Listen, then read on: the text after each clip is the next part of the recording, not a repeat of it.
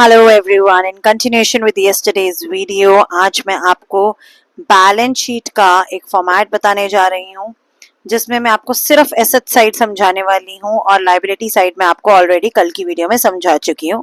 जिसने वो वीडियो नहीं देखी चैनल पे जल्दी से जाओ, चैनल को सब्सक्राइब लाइक शेयर करो और वीडियो को देखो। उसके बाद एसेट्स को समझना। एसेट्स की बेसिकली दो कैटेगरीज रहेंगी, एक हमारी रहेंगी नॉन करंट एसेट्स और एक हमारी रहेंगी करंट एसेट्स।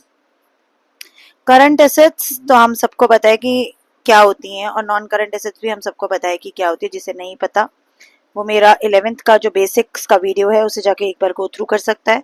उसमें आप इजीली आपको समझ में आ जाएगा कि हमारी करंट एसेट्स हम किसे कहते हैं और करंट लायबिलिटीज हम किसे कहते हैं। ये फॉर्मेट जो है it is in continuation to the format of companies vertical balance sheet as per part 1 schedule 3 of companies act 2013। उसके हिसाब से कंपनीज को जो है वर्टिकल फॉर्मेट में बैलेंस शीट बनानी होती है और कल की वीडियो में मैं ऑलरेडी आपको लायबिलिटी साइड बहुत अच्छे से एक्सप्लेन कर चुकी हूँ। आज मैं आपको बस एसेट साइड में बताने वाली हूँ कि इसकी मेजर बाइफिकेशंस दो ही होती हैं, एक होती है नॉन करंट एसेट और एक होती है करंट एसेट। नॉन करंट में हमारे पास सबसे पहले आ जाता है प्रॉपर्टी, प्लांट, इक्विपमेंट, जो कि हमारी फिक्स्ड एसेट्स है। बेसिकली आप इसे फिक्स्ड एसेट्स के नाम से भी याद रख सकते हैं। So it is basically fixed asset, ये फिक्स्ड एसेट्स है।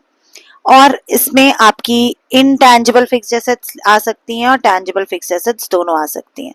तो आप यहाँ लिख सकते हैं intangible assets, fixed assets and tangible fixed assets. तो इस तरीके से हमारी इसकी पहली बाइफिकेशन ये रहने वाली है। सेकेंड रहने वाली है नॉन करंट इन्वेस्टमेंट्स। इसमें मेजरली हमारे पास होती है नॉन करंट इन्वेस्टमेंट्स जो होती है हमारी लॉन्ग टर्म इन्वेस्टमेंट्स, जिसे हम लॉन्ग टर्म इन्वेस्टमेंट भी कहते हैं। ठीक है, आपने जनरली बुक में और भी बहुत सारी बाइफिकेशन दी होंगी बट आपने सिर्फ इन्हीं को याद रखना है। और उसके बाद करंट एसेट्स में हमारे पास आ जाएगा हमारी करंट इन्वेस्टमेंट। देखिए बेटा, एक चीज बहुत अच्छे से ध्यान रखिए, नॉन करंट का मतलब जो हमारे पास लंबे समय तक के लिए है, मोर देन 1 ईयर के लिए है, और करंट मतलब जो 1 साल के अंदर अंदर कभी भी कैश में कन्वर्ट की जा सकती है। जैसे कि आपकी शॉर्ट टर्म इन्वेस्टमेंट, आपने कहीं छोटी जगह इन्वेस्टमेंट किया और वहां से आपने पैसा रेज कर लिया। ट्रेड रिसीवेबल आ गया आपका, ठीक है, जिसमें आप डेटर लेंगे, डेटर प्लस बिल रिसीवेबल आप लेंगे। और इसके अलावा आपका कैश आ गया, कैश इक्विवेलेंस आ गया, short term loans and advances जो आपने किसी को दिए हैं। तो इस तरीके से हमारे करंट लायबिलिटीज और नॉन करंट लायबिलिटीज का बाइफिकेशन रहेगा। नेक्स्ट वीडियो में आपके साथ मिलेंगे जिसमें आपको समझाएंगे कि किस तरीके से आपको हेड सब हेड को आइडेंटिफाई करना है और साथ ही साथ आपको ये भी बताएंगे कि कैसे कंपनीज अपनी कंपैरेटिव कॉमन साइज स्टेटमेंट्स बनाती हैं। तब तक के लिए चैनल को सब्सक्राइब लाइक शेयर करना बिल्कुल मत भूलना और चैनल के साथ बने रहना।